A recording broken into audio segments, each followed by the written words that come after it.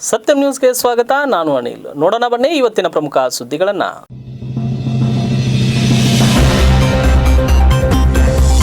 ಹುಬ್ಬಳ್ಳಿ ತಾಲೂಕಿನ ಬಂಡಿವಾಡ್ ಗ್ರಾಮದ ಪ್ರವೇಶ ದ್ವಾರದಲ್ಲಿ ಪತಿಯಿಂದಲೇ ಪತ್ನಿಯ ಬರ್ಬರ ಹತ್ಯೆ.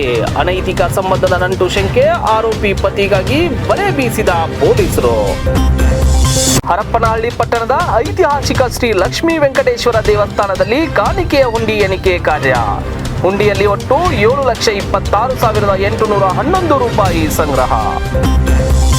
ಬೆಳಗಾವಿಯಲ್ಲಿ ಸಮರ್ಥನಂ ಸಂಸ್ಥೆಯಿಂದ ಬಡವರಿಗೆ ಆಹಾರ ಧಾನ್ಯಗಳ ಕಿಟ್ ವಿತರಣೆ. ಎಪಿಎಂಸಿ ಅಧ್ಯಕ್ಷರ ಆಯ್ಕೆ ನನ್ನದೇ ಎಂದ ಸಚಿವ ರಮೇಶ್ ಜಾರಕಿಹೊಳಿ.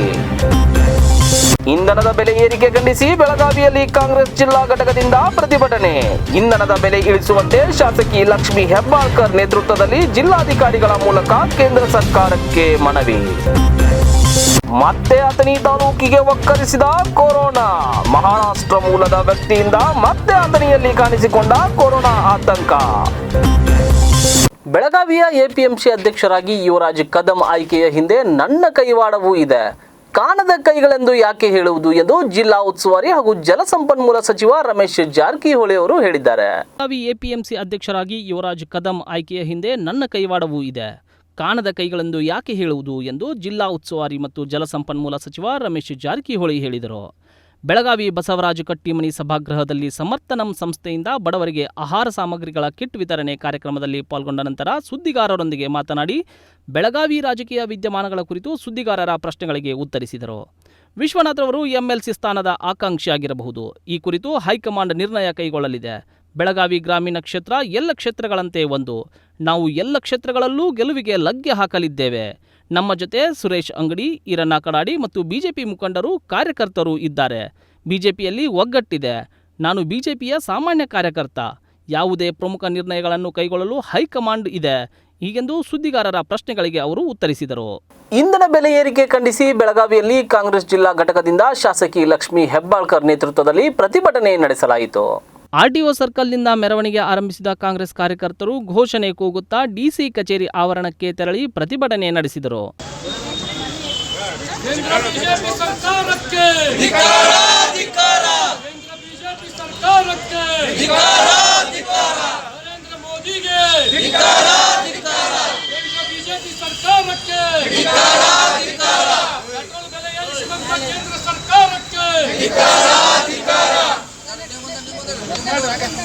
कांग्रेस पक्षಕ್ಕೆ ಜೈ ಹೋಗಲಿ. ಕಾಂಗ್ರೆಸ್ ಪಕ್ಷಕ್ಕೆ ಜೈ ಹೋಗಲಿ. ಬೋಲೋ ಭಾರತ್ ಮಾತಾ ಕಿ ಜೈ. ಬೋಲೋ ಭಾರತ್ ಮಾತಾ. ಇಂಧನದ ಬೆಲೆ ಏರಿಕೆ ತಡೆಯಬೇಕು ಎಂದು ಕೇಂದ್ರ ಸರ್ಕಾರಕ್ಕೆ ಮನವಿ ಸಲ್ಲಿಸಿದರು. ದೇಶಾದ್ಯಂತ ಇಂಧನದ ಬೆಲೆ ಏರಿಕೆಯಾಗುತ್ತಿದ್ದು ಕೇಂದ್ರ ಸರ್ಕಾರ ಕಣ್ಮುಚ್ಚಿ ಕುಳಿತಿದೆ. ಲಾಕ್ಡೌನ್ನಿಂದ ಸಂಕಷ್ಟಕ್ಕೆ ಸಿಲುಕಿರುವ ಜನರಿಗೆ ಇಂಧನದ ದರ ಹೆಚ್ಚಳ ಬರೆ ನೀಡಿದೆ. ಈ ಹಿನ್ನೆಲೆ ರಾಜ್ಯಾದ್ಯಂತ ಕಾಂಗ್ರೆಸ್ ಪ್ರತಿಭಟನೆ ನಡೆಸುತ್ತಿದ್ದು ಬೆಳಗಾವಿಯಲ್ಲಿ ಶಾಸಕಿ ಲಕ್ಷ್ಮಿ ಹೆಬ್ಬಾಳ್ಕರ್ ನೇತೃತ್ವದಲ್ಲಿ ಕಾಂಗ್ರೆಸ್ ಕಾರ್ಯಕರ್ತರು ಸೋಮವಾರ ಪ್ರತಿಭಟನೆ ನಡೆಸಿದರು.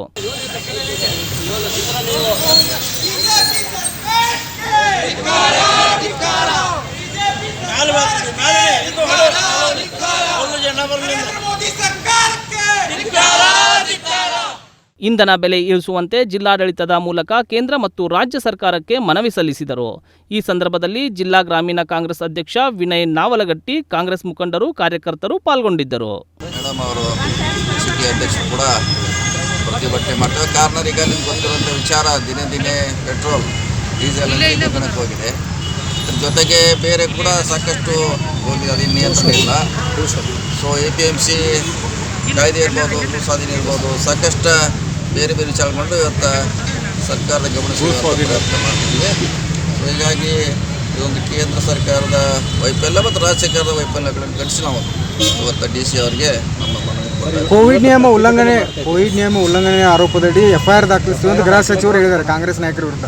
ಆಗಲಿಲ್ಲ, ಮೊದಲು ಅವ್ರ ಮ್ಯಾಗ ಆಗಬೇಕಾಯ್ತು. ಅವರು ಭಾಳಷ್ಟು ಮಾಡಿದ್ದಾರೆ ಉಲ್ಲಂಘನೆ. ಫಸ್ಟ್ ಎಲ್ಲಿಂದ ಪ್ರಾರಂಭ ಆಗಿದ್ರೆ ಅಧಿಕಾರದಿಂದ ವಿರೋಧ ಪಕ್ಷ ಬರಲಿ, ಬೇರೆ ಬರಲಿ, ಯಾರು ಉಲ್ಲಂಘನೆ ಮಾಡಿದ್ರೆ ಮಾಡಲಿಕ್ಕೆ ಏನು ತೊಂದರೆ ಇಲ್ಲ. ಎಲ್ಲರಿಗೂ ಮಾನದಂಡ ಒಂದೇ ಆಗಬೇಕು. ಅಲ್ಲ, ಇವತ್ತು ನೀವು ಮಾಡ್ತಾ ಇರೋದನ್ನೇ ಈಗ ಸೀರಿಯಸ್ ಆಗಿ ತೆಗೆದುಕೊಂಡು ಪ್ರತಿಭಟನೆ ಮಾಡಿದ್ದಕ್ಕೆ ಅದನ್ನು FIR ಮಾಡಿ ಇದನ್ನು ಕೂಡ ಒಂದು ಹೋರಾಟ ಹತ್ತಿಕ್ಕುವ ಯತ್ನ.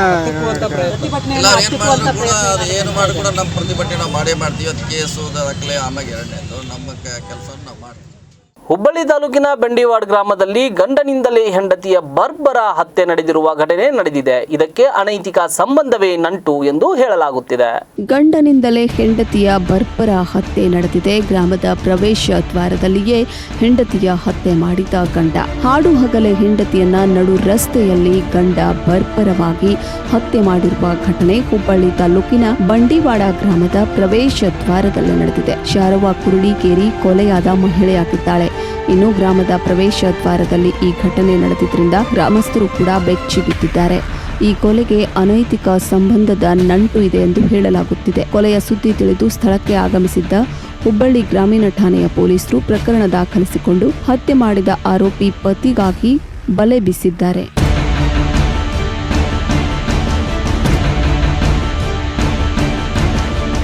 ಕೊರೋನಾ ವೈರಸ್ನ ಆತಂಕವಿಲ್ಲದೆ ಅಥಣಿ ತಾಲೂಕಿನ ಜನತೆ ನೆಮ್ಮದಿಯಿಂದ ಇದ್ದು, ಆದರೆ ಮಹಾರಾಷ್ಟ್ರದ ಮೂಲದ ವ್ಯಕ್ತಿಯಿಂದ ಆತನಿಗೆ ಮತ್ತೆ ಕೊರೋನಾ ಒಕ್ಕರಿಸಿದೆ.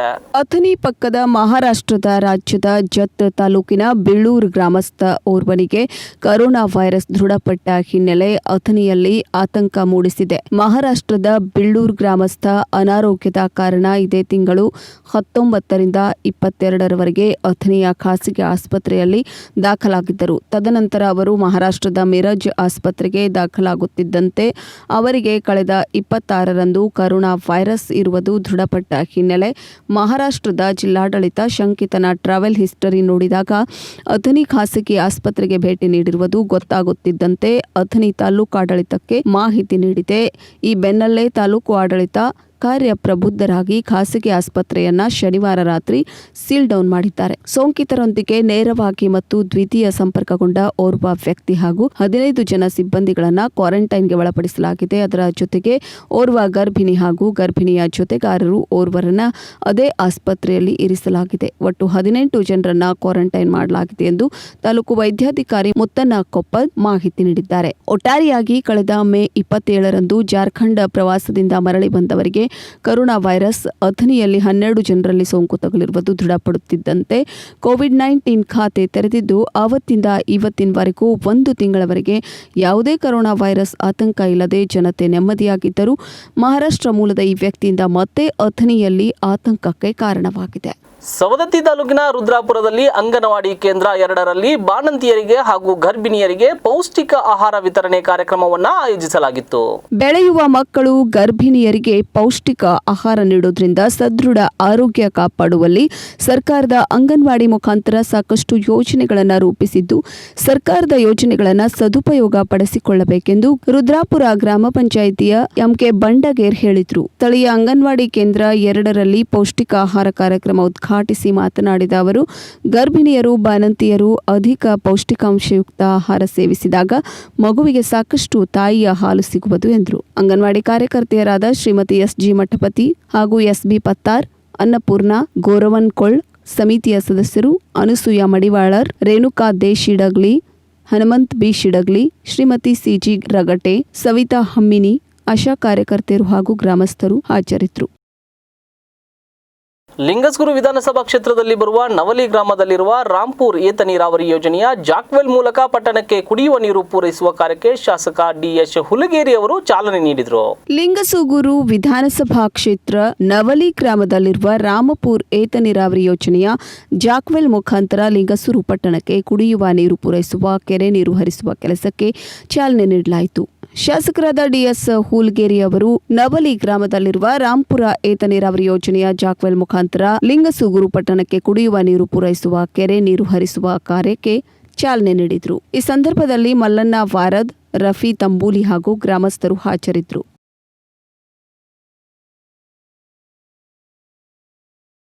ಹರಪನಹಳ್ಳಿ ಪಟ್ಟಣದ ಶ್ರೀ ಲಕ್ಷ್ಮೀ ವೆಂಕಟೇಶ್ವರ ದೇವಸ್ಥಾನದಲ್ಲಿ ಕಾಣಿಕೆಯ ಹುಂಡಿ ಎಣಿಕೆ ಕಾರ್ಯ ನಡೆಯಿತು.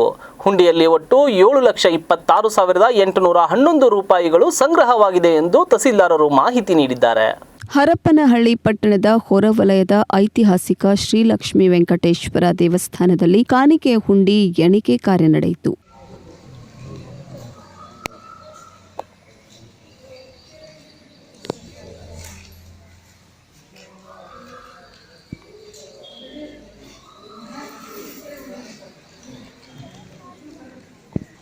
ತಾಲೂಕಿನ ಪಟ್ಟಣಕ್ಕೆ ಹೊಂದಿಕೊಂಡಿರುವ ದೇವರತಮ್ಮಲಾಪುರ ಗ್ರಾಮದ ಲಕ್ಷ್ಮೀ ವೆಂಕಟೇಶ್ವರ ದೇವಸ್ಥಾನದ ಕಾಣಿಕೆ ಹುಂಡಿಯ ಎಣಿಕೆಯನ್ನ ಮಾಡಲಾಯಿತು. ಹುಂಡಿಯಲ್ಲಿ ಒಟ್ಟು 7,26,811 ರೂಪಾಯಿಗಳು ಸಂಗ್ರಹವಾಗಿವೆ ಎಂದು ತಹಶೀಲ್ದಾರ್ ಡಾಕ್ಟರ್ ನಾಗವೇಣಿ ತಿಳಿಸಿದರು. ಈ ದೇವಸ್ಥಾನವು ತಾಲೂಕಿನ ಮುಜರಾಯಿ ಇಲಾಖೆಯ ಸಿ ದರ್ಜೆಯ ಶ್ರೇಣಿ ಹೊಂದಿದ್ದು, ಈ ದೇವಸ್ಥಾನಕ್ಕೆ ಹೊರ ರಾಜ್ಯಗಳಿಂದಲೂ ಇತರೆ ಜಿಲ್ಲೆಗಳಿಂದಲೂ ಅಪಾರ ಭಕ್ತರಿದ್ದು, ಡಿಸೆಂಬರ್ ತಿಂಗಳಲ್ಲಿ ಹರಪನಹಳ್ಳಿಯ ಆರಂಭಿಕ ಪಾಳೆಯಗಾರ ದಾದನ್ನ ನಾಯಕನ ಹೆಸರಲ್ಲಿ ದಾದನನ ತೇರು ರಥೋತ್ಸವ ಕಾರ್ಯಕ್ರಮ ಜರುಗುತ್ತದೆ. ಈ ವರ್ಷ ಕೋವಿಡ್-19 ಭೀತಿಯ ಹಿನ್ನೆಲೆಯಲ್ಲಿ ಕಾಣಿಕೆ ಹುಂಡಿಯನ್ನು ತಡವಾಗಿ ಎಣಿಕೆ ಮಾಡಲಾಗಿದೆ.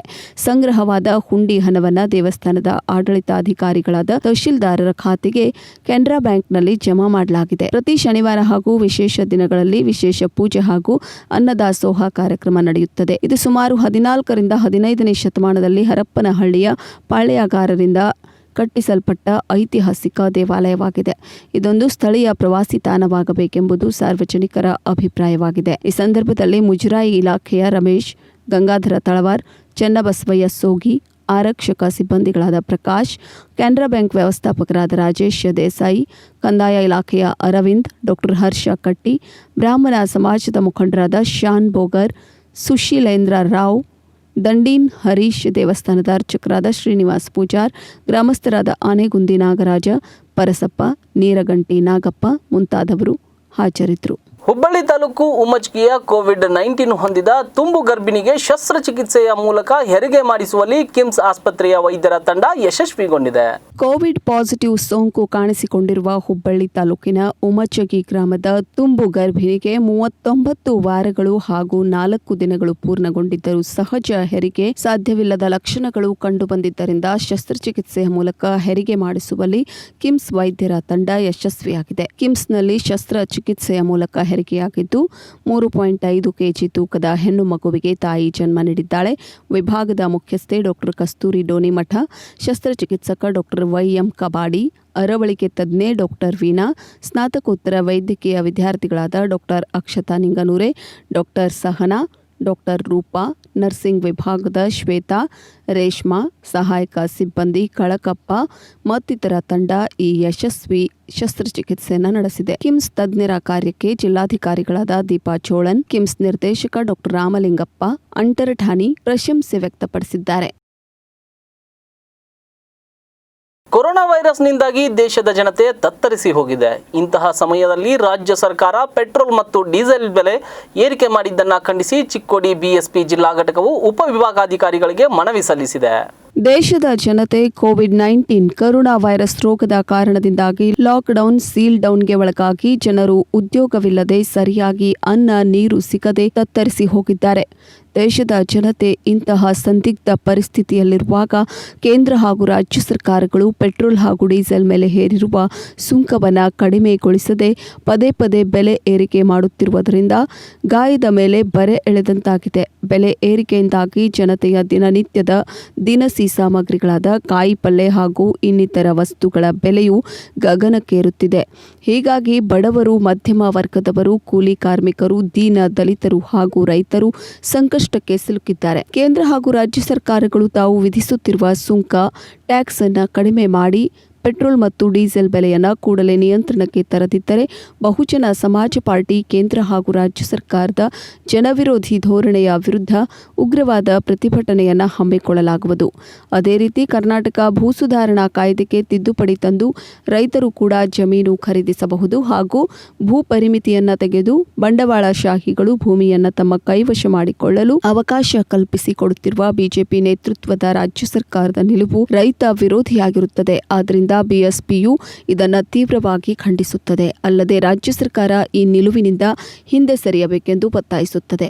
ಇಲ್ಲದಿದ್ದರೆ ಪಕ್ಷವು ರಾಜ್ಯದ ರೈತರ ಹಿತ ಕಾಪಾಡಲು ಹೋರಾಟಕ್ಕೆ ಅಣಿಯಾಗಬೇಕಾಗುತ್ತದೆ. ದೇಶದ ಬಹುತೇಕ ಬಿಜೆಪಿ ಆಡಳಿತವಿರುವ ರಾಜ್ಯಗಳಲ್ಲಿ ಎಸ್ಸಿ, ಎಸ್ಟಿ ಹಾಗೂ ಬಿಸಿ ಧಾರ್ಮಿಕ ಅಲ್ಪಸಂಖ್ಯಾತರ ಮಕ್ಕಳ ಮೇಲೆ ಅತ್ಯಾಚಾರ, ಕೊಲೆ, ದೌರ್ಜನ್ಯಗಳು ಸಾಗುತ್ತಿದ್ದು ಇದನ್ನು ತಡೆಯುವಲ್ಲಿ ಕೇಂದ್ರ ಹಾಗೂ ರಾಜ್ಯ ಸರ್ಕಾರಗಳು ಸಂಪೂರ್ಣವಾಗಿ ವಿಫಲವಾಗಿವೆ. ಆದ್ದರಿಂದ ರೈತ ಹಾಗೂ ರಾಜ್ಯ ಸರ್ಕಾರಗಳು ತಕ್ಷಣ ದೇಶದ ಜನರ ಸಂಕಷ್ಟಕ್ಕೆ ಸ್ಪಂದಿಸಬೇಕು. ಚಿಕ್ಕೋಡಿ ಬಿಎಸ್ಪಿ ಜಿಲ್ಲಾ ಘಟಕವು ಒತ್ತಾಯಿಸಿ ಘನತೆ ವೆತ್ತ ರಾಷ್ಟ್ರಪತಿ ಹಾಗೂ ಪ್ರಧಾನಮಂತ್ರಿಯವರಿಗೆ ಉಪವಿಭಾಗಾಧಿಕಾರಿ ಚಿಕ್ಕೋಡಿ ಇವರ ಮೂಲಕ ಮನವಿಯನ್ನ ಸಲ್ಲಿಸಿದರು.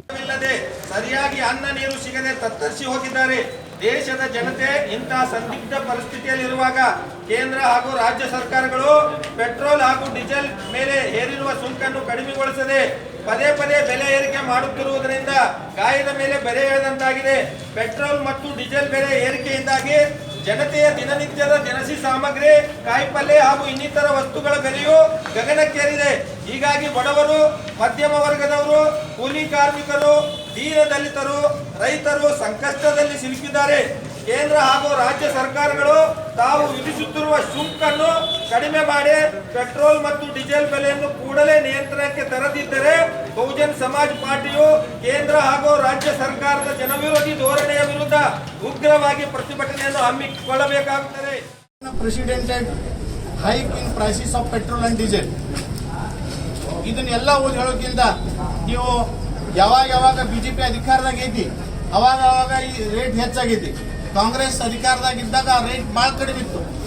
ಅದಕ್ಕೆ the repeated and unjust increase in the prices as also central excise duty on petrol and diesel over the last 3 months of the lockdown has inflicted insurmountable pain and suffering on the people of India. As the country faces unprecedented health and economic pandemic, Modi government is profiting from the misery of the people by repeated increases in prices as also excise duty on petrol and diesel.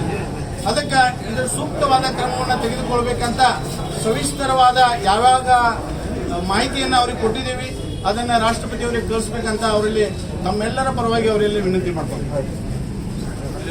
ಈ ಸಂದರ್ಭದಲ್ಲಿ ದಯಾನಂದ ವಾಗ್ಮರೆ, ರಾಜ್ಯ ಕಾರ್ಯದರ್ಶಿ ಅನ್ನಪ್ಪ ಐಹೊಳೆ, ಜಿಲ್ಲಾ ಸಂಯೋಜಕರು ಬಾಬುಸಾಹೇಬ್ ಕಾಂಬಳೆ, ಜಿಲ್ಲಾಧ್ಯಕ್ಷರು ಸುರೇಂದ್ರ ಕರಿಗಾರ್, ಜಿಲ್ಲಾ ಉಪಾಧ್ಯಕ್ಷರು ಹಾಗೂ ಇನ್ನಿತರರು ಉಪಸ್ಥಿತರಿದ್ದರು. ಬೀದರ್ ಜಿಲ್ಲೆಯಲ್ಲಿ ವರುಣನ ಆರ್ಭಟದಿಂದಾಗಿ ಹಲವು ಗ್ರಾಮಗಳ ರಸ್ತೆಗಳ ಸಂಪರ್ಕ ಕಡಿತಗೊಂಡಿದ್ದು ಬೆಳೆ ಹಾನಿ ಕೂಡ ಸಂಭವಿಸಿದೆ. ಇದರಿಂದಾಗಿ ರೈತರು ಚಿಂತೆಗೀಡಾಗಿದ್ದಾರೆ. ಬೀದರ್ ಜಿಲ್ಲೆಯಲ್ಲಿ ವರುಣನ ಆರ್ಭಟ ಹೆಚ್ಚಾಗಿದ್ದು ಹಲವು ಗ್ರಾಮಗಳ ರಸ್ತೆ ಸಂಪರ್ಕ ಕಡಿತಗೊಂಡಿದೆ. ಜಿಲ್ಲೆಯಲ್ಲಿ ನಿನ್ನೆ ಮುಂಜಾನೆ ವರುಣನ ಆರ್ಭಟದಿಂದಾಗಿ ಭಾಲ್ಕಿ ತಾಲೂಕಿನ ಹಾಲಹಿಪ್ಪರ್ಗ ಗ್ರಾಮದಲ್ಲಿ ಭಾರೀ ಹಾನಿ ಸಂಭವಿಸಿದೆ. ಹಳ್ಳಕೊಳ್ಳಗಳು ನೀರಿನ ರಭಸಕ್ಕೆ ಹೊಲದಲ್ಲಿ ಬಿತ್ತನೆ ಮಾಡಿದ ಬೆಳೆಗಳು ಕೊಚ್ಚಿ ಹೋಗಿವೆ.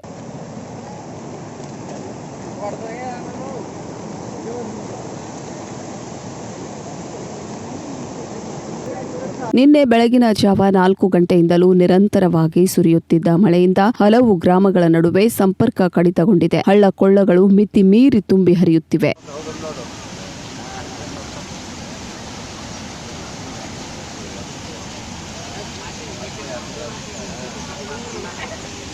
ಗಂಟೆಗಟ್ಟಲೆ ಸುರಿದ ಮಳೆಗೆ ಅಪಾರ ಹಾನಿಯುಂಟಾಗಿದೆ. ವರುಣನ ಆರ್ಭಟದಿಂದಾಗಿ ತಾಲೂಕಿನ ಹಾಲ್ಹಿಪ್ಪರ್ಗ, ಕೋಸಂ, ಜೈನಾಪುರ್ ಗ್ರಾಮಗಳ ರಸ್ತೆ ಸಂಪರ್ಕ ಕಡಿತಗೊಂಡಿದೆ. ನೀರಿನ ರಭಸಕ್ಕೆ ಬ್ರಿಡ್ಜ್ ಬಿರುಕು ಬಿಟ್ಟಿದ್ದು ಬ್ರಿಡ್ಜ್ ಮೇಲಿಂದ ನೀರು ಹರಿಯುತ್ತಿದೆ. ಇದರಿಂದ ರೈತರು ಚಿಂತೆಗೀಡಾಗಿದ್ದಾರೆ. ಅಲ್ಲದೆ ಇಂದು ಬೆಳ್ಳಂಬೆಳಗ್ಗೆ 4 ಗಂಟೆ ಸುಮಾರಿಗೆ ಸುರಿದ ಭಾರೀ ಮಳೆಯಿಂದಾಗಿ ಮಾವಿನಹಳ್ಳಿ ಗ್ರಾಮದ ಬ್ರಿಡ್ಜ್ ಮೇಲಿಂದ ನೀರು ಹರಿಯುತ್ತಿದ್ದು ಜಮೀನಿಗೂ ನೀರು ನುಗ್ಗಿದೆ. ಬಿತ್ತನೆ ಮಾಡಿದ್ದ ರೈತರು ಸಂಕಷ್ಟದಲ್ಲಿದ್ದಾರೆ. ಹಳ್ಳದ ಸುತ್ತಮುತ್ತಲ ಜಮೀನುಗಳಲ್ಲಿ ಬೀಜ ಮತ್ತು ಬೆಳೆಗಳು ಕೊಚ್ಚಿಕೊಂಡು ಹೋದ ಕಾರಣ ರೈತರು ಕಂಗಾಲಾಗಿದ್ದಾರೆ. ಗೋಕಾಕ್ ನಗರದಲ್ಲಿ ಜಲಸಂಪನ್ಮೂಲ ಸಚಿವರು ಹಾಗೂ ಜಿಲ್ಲಾ ಉಸ್ತುವಾರಿ ಸಚಿವರಾದ ರಮೇಶ್ ಜಾರಕಿಹೊಳಿ ಅವರು ವಿವಿಧ ಅಭಿವೃದ್ಧಿ ಕಾಮಗಾರಿಗಳಿಗೆ ಚಾಲನೆ ನೀಡಿದರು.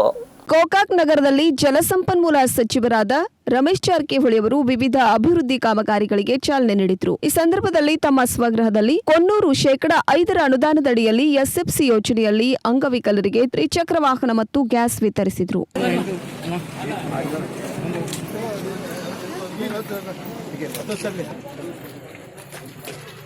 ಗೋಕಾಕ್ ನಗರದ ಸರ್ಕಾರಿ ಪದವಿ ಪೂರ್ವ ಮಹಾವಿದ್ಯಾಲಯದ ಕಟ್ಟಡ ಕಾಮಗಾರಿಗೆ ಭೂಮಿ ಪೂಜೆ, ಬಸವೇಶ್ವರ ವೃತ್ತದಲ್ಲಿ 11 ಕೆವಿ ಭೂಗತ ಕೇಬಲ್ ಕಾಮಗಾರಿ ಉದ್ಘಾಟನೆ ಹಾಗೂ ಜನತಾ ಪ್ಲಾಟ್ನಲ್ಲಿ ಅಲೆಮಾರಿ ವಸತಿ ನಿಲಯಗಳ ಉದ್ಘಾಟನೆ ಹಾಗೂ ಮಾರ್ಕಂಡೇಯ ನಗರದಲ್ಲಿ 13/11 ಕೆವಿ ನೂತನ ವಿದ್ಯುತ್ ವಿತರಣಾ ಕೇಂದ್ರ ಉದ್ಘಾಟನೆ ಮಾಡಲಾಯಿತು.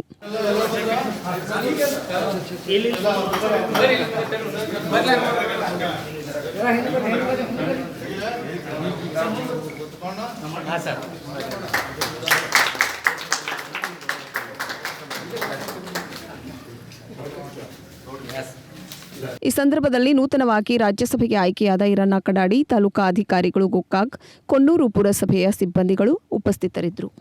ಅಭಿವೃದ್ಧಿ ಕೊಟ್ಟಿದ್ದಾಗ ನಾನು ಸಂದರ್ಭದಲ್ಲಿ ನಾನು ಬಹಳಷ್ಟು ಸಲ ನಾನು ಓಪನ್ ಕ್ಯಾಬಿನೆಟ್ ಮೀಟಿಂಗ್ನಲ್ಲಿ ನಾನು ಯಾರು ಮಂತ್ರಿಗಳು ಮಾತಾಡೋದು. ಕಾಗವಾಡ ತಾಲೂಕಿನ ಶಿರಗುಪ್ಪಿ ಗ್ರಾಮದ ಗ್ರಾಮಸ್ಥರಿಗಾಗಿ ವಿಶ್ವ ಬ್ಯಾಂಕ್ ಆರ್ಥಿಕ ನೆರವಿನಿಂದ ನಿರ್ಮಿಸಲಾಗಿದ್ದ ವಾಟರ್ ಟ್ಯಾಂಕ್ ಕಳಪೆ ಮಟ್ಟದಾಗಿದ್ದು ಟ್ಯಾಂಕ್ ಕುಸಿದು ಬಿದ್ದಿದ್ದರಿಂದ ಜನತೆ ಆಕ್ರೋಶ ವ್ಯಕ್ತಪಡಿಸುತ್ತಿದ್ದಾರೆ.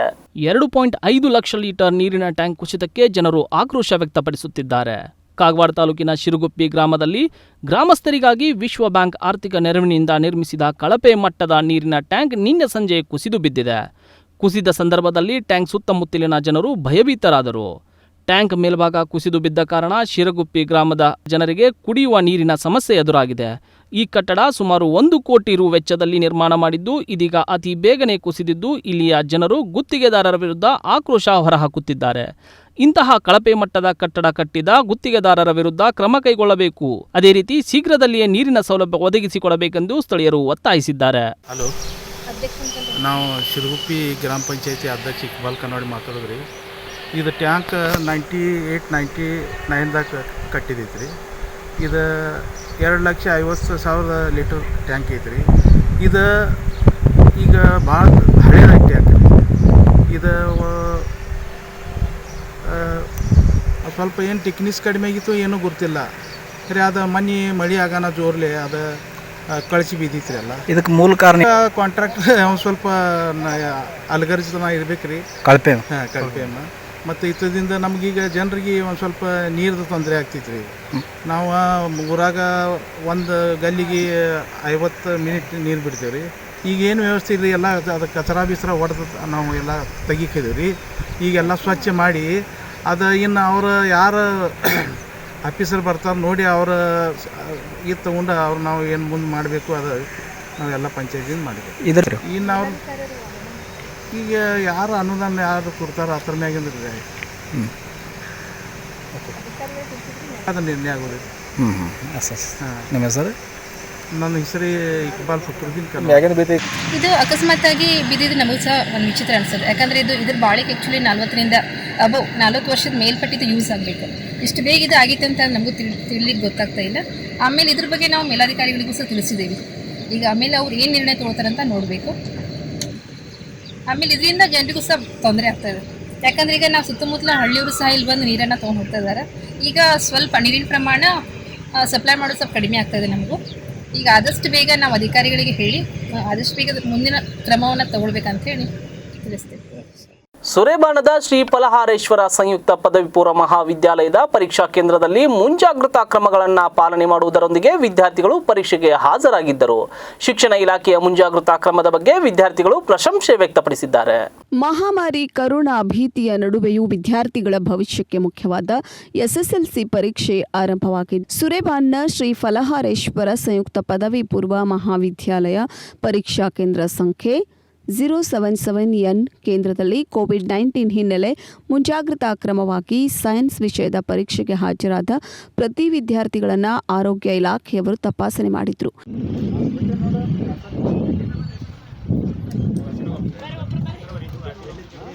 ಈ ಸಂದರ್ಭದಲ್ಲಿ ಆರೋಗ್ಯ ಇಲಾಖೆಯ ಸಿಬ್ಬಂದಿ ವಿದ್ಯಾರ್ಥಿಗಳಿಗೆ ಸ್ಯಾನಿಟೈಸರ್ ಹಾಗೂ ಮಾಸ್ಕ್ ಕೊಟ್ಟು ಸಾಮಾಜಿಕ ಅಂತರದ ಬಗ್ಗೆ ತಿಳುವಳಿಕೆ ಮೂಡಿಸಿ ಪರೀಕ್ಷಾ ಕೊಠಡಿ ಒಳಗೆ ಹೋಗುವಂತೆ ಹೇಳಿದರು. ಅದೇ ರೀತಿಯಾಗಿ ವಿದ್ಯಾರ್ಥಿಗಳು ಸ್ಯಾನಿಟೈಸರ್ ಬಳಸಿ ಹಾಗೂ ಮಾಸ್ಕ್ ಧರಿಸಿಕೊಂಡು ಸಾಮಾಜಿಕ ಅಂತರ ಕಾಯ್ದುಕೊಂಡು ಧೈರ್ಯದಿಂದ ಪರೀಕ್ಷೆಯನ್ನು ಬರೆಯಲು ಪರೀಕ್ಷಾ ಕೊಠಡಿ ಒಳಗೆ ತೆರಳಿದರು. ಈ ಸಂದರ್ಭದಲ್ಲಿ ಪರೀಕ್ಷೆಯನ್ನು ಬರೆದ ವಿದ್ಯಾರ್ಥಿಗಳು ತಮ್ಮ ಅನಿಸಿಕೆಗಳನ್ನು ಹೇಳುವ ಮೂಲಕ ಪರೀಕ್ಷಾ ಕೊಠಡಿ ಒಳಗೆ ಉತ್ತಮವಾದ ವ್ಯವಸ್ಥೆ ಇದ್ದು ಪರೀಕ್ಷೆ ಎದುರಿಸಲು ಯಾವುದೇ ತೊಂದರೆಗಳು ಅಡ್ಡಿಯಾಗದಂತೆ ಚೆನ್ನಾಗಿ ಪರೀಕ್ಷೆ ಬರೆಯುವಂತೆ ಶಿಕ್ಷಣ ಇಲಾಖೆಯಿಂದ ಬಂದಂತಹ ಮಾರ್ಗದರ್ಶನಗಳನ್ನು ಪಾಲಿಸಿಕೊಂಡು ಅದರಂತೆ ಸಿದ್ಧರಾಗಿ ಪರೀಕ್ಷೆಯನ್ನು ಬರೆಯುತ್ತಿದ್ದೇವೆ ಎಂದು ವಿದ್ಯಾರ್ಥಿಗಳು ತಮ್ಮ ಅನಿಸಿಕೆಗಳನ್ನು ಹಂಚಿಕೊಂಡರು. ಸುರೇಬಾನ್ ಪೊಲೀಸ್ ಠಾಣೆಯ ಸಿಬ್ಬಂದಿ ಪರೀಕ್ಷಾ ಕೇಂದ್ರದ ಸುತ್ತಲೂ ಯಾವುದೇ ರೀತಿಯ ಅಹಿತಕರ ಘಟನೆ ನಡೆಯದಂತೆ ಬಿಗಿ ಪೊಲೀಸ್ ಬಂದೋಬಸ್ತ್ ಮಾಡಿದ್ದರು. ತಾಳಿಕೋಟೆಯ ಸಂಗಮೇಶ್ವರ ಪ್ರೌಢಶಾಲೆ ಹಾಗೂ ಕಾಸ್ಗತೇಶ್ವರ ಪ್ರೌಢಶಾಲೆಗಳ ಪರೀಕ್ಷಾ ಕೇಂದ್ರಗಳಲ್ಲಿ ವಿದ್ಯಾರ್ಥಿಗಳು ಅತಿ ಉತ್ಸಾಹದಿಂದ ಪರೀಕ್ಷೆಗೆ ಹಾಜರಾಗಿದ್ದರು. ಎಸ್ಎಸ್ಎಲ್ಸಿ ವಿದ್ಯಾರ್ಥಿಗಳ ಎರಡನೇ ಪರೀಕ್ಷೆಯಾದ ಗಣಿತ ಪರೀಕ್ಷೆಯನ್ನು ಬರೆಯಲು ಪರೀಕ್ಷಾ ಕೇಂದ್ರಗಳಾದ ಸಂಗಮೇಶ್ವರ ಪ್ರೌಢಶಾಲೆ ಮತ್ತು ಕಾಸ್ಕದೇಶ್ವರ ಪ್ರೌಢಶಾಲೆಗಳಲ್ಲಿ ವಿದ್ಯಾರ್ಥಿಗಳು ಉತ್ಸಾಹದಿಂದ ಆಗಮಿಸಿದ್ದರು. ವಿದ್ಯಾರ್ಥಿಗಳಿಗೆ ಪರೀಕ್ಷೆಯಲ್ಲಿ ಈ ಬಾರಿ ಕರೋನಾ ಎಫೆಕ್ಟ್ನಿಂದ ಕೆಲವು ಬದಲಾವಣೆ ಮತ್ತು ಮುಂಜಾಗ್ರತೆ ಕ್ರಮಗಳನ್ನು ಕೈಗೊಳ್ಳಲಾಗಿದೆ. ಪ್ರತಿ ವಿದ್ಯಾರ್ಥಿಗೂ ಥರ್ಮಲ್ ಸ್ಕ್ಯಾನಿಂಗ್, ಮಾಸ್ಕ್, ಸ್ಯಾನಿಟೈಸರ್ ಕಡ್ಡಾಯವಾಗಿ ನೀಡಲಾಗುತ್ತಿದೆ. ಪ್ರತಿ ಕೊಠಡಿಯಲ್ಲಿ ಸಾಮಾಜಿಕ ಅಂತರ ಕಾಯ್ದುಕೊಂಡು 18ರಿಂದ 20 ಮಕ್ಕಳು ಪರೀಕ್ಷೆ ಬರೆಯಲು ಅವಕಾಶ ಮಾಡಿಕೊಡಲಾಗಿದೆ. ಪರೀಕ್ಷಾ ಕೇಂದ್ರಗಳಲ್ಲಿ ಅಕ್ರಮಗಳನ್ನು ತಡೆಯಲು ಪ್ರತಿ ಕೇಂದ್ರಕ್ಕೆ ಒಬ್ಬರಂತೆ ಸಿಆರ್ಪಿಗಳನ್ನು ಮೊಬೈಲ್ ಸ್ವಾಧೀನಾಧಿಕಾರಿಗಳೆಂದು ನೇಮಕ ಮಾಡಲಾಗಿದೆ. ಪರೀಕ್ಷಾ ಮೇಲ್ವಿಚಾರಕರು, ಕಸ್ಟೋಡಿಯನ್, ಕೊಠಡಿ ಮೇಲ್ವಿಚಾರಕರು, ಸಿಟ್ಟಿಂಗ್ ಸ್ಕ್ವಾಡ್, ತನಿಖಾಧಿಕಾರಿಗಳ ತಂಡ ಸೇರಿ ಯಾವ ಅಧಿಕಾರಿ ಬಂದರೂ ಇವರ ಹತ್ತಿರ ತಮ್ಮ ಮೊಬೈಲ್ಗಳನ್ನು ಕೊಟ್ಟು ಕೇಂದ್ರದೊಳಗೆ ಹೋಗಬೇಕು. ಪರೀಕ್ಷಾ ಅಧೀಕ್ಷಕರು ಮಾತ್ರ ಸಾಮಾನ್ಯ ಸೆಟ್ ಬಳಸಲು ಅವಕಾಶ ನೀಡಲಾಗಿದೆ. ಈ ಹಿಂದಿನಂತೆ ಮಕ್ಕಳೊಂದಿಗೆ ಪಾಲಕರು ಪರೀಕ್ಷಾ ಕೇಂದ್ರದೊಳಗೆ ಹೋಗುವುದನ್ನು ಸಂಪೂರ್ಣವಾಗಿ ನಿಷೇಧಿಸಲಾಗಿದೆ. ಪರೀಕ್ಷಾ ಕೇಂದ್ರದ 200 ಮೀಟರ್ ಅಂತರದಲ್ಲಿರುವ ಜೆರಾಕ್ಸ್ ಅಂಗಡಿಗಳನ್ನು ಪರೀಕ್ಷೆ ಅವಧಿಯಲ್ಲಿ ತೆರೆಯುವಂತಿಲ್ಲ. ಮಕ್ಕಳ ಆರೋಗ್ಯದ ಹಿತದೃಷ್ಟಿಯಿಂದ ಈ ಬಾರಿ ಪ್ರತಿ ಪರೀಕ್ಷಾ ಕೇಂದ್ರಕ್ಕೆ 2 ಆರೋಗ್ಯ ಸಿಬ್ಬಂದಿಗಳನ್ನು ನೇಮಕ ಮಾಡಲಾಗಿದೆ. ಪರೀಕ್ಷೆ ಆರಂಭಕ್ಕೂ ಮುನ್ನ ಮತ್ತು ಪರೀಕ್ಷೆ ಮುಗಿದ ಬಳಿಕ ಕೇಂದ್ರವನ್ನು ಸ್ಯಾನಿಟೈಸರ್ ಮಾಡಲಾಗುತ್ತದೆ. ನಿಗದಿತ ಅವಧಿಯೊಳಗೆ ಆರೋಗ್ಯದ ಕಡೆಗೆ ಹೆಚ್ಚಿನ ಆದ್ಯತೆ ನೀಡುವ ಜೊತೆಗೆ ಪರೀಕ್ಷೆಯಲ್ಲಿ ಮಕ್ಕಳು ಗೊಂದಲಕ್ಕೀಡಾಗದಂತೆ ಕುಡಿಯುವ ನೀರು, ಸ್ವಚ್ಛ ಗಾಳಿ, ಬೆಳಕು ಬರುವಂತೆ ಪರೀಕ್ಷಾ ಕೇಂದ್ರಗಳಲ್ಲಿ ವ್ಯವಸ್ಥೆ ಮಾಡಲಾಗಿದೆ.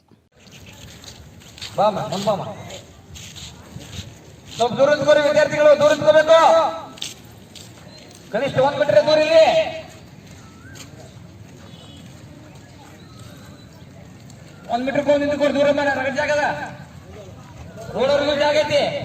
ಇವಿಷ್ಟು ಇವತ್ತಿನ ಪ್ರಮುಖ ಸುದ್ದಿಗಳು. ನಿರಂತರ ಸುದ್ದಿ ಹಾಗೂ ಮನರಂಜನೆಗಾಗಿ ನೋಡ್ತಾ ಇರಿ ಸತ್ಯಂ ಟಿವಿ ಕನ್ನಡ. ನಮ್ಮ ನಡೆ ಸತ್ಯದ ಕಡೆ.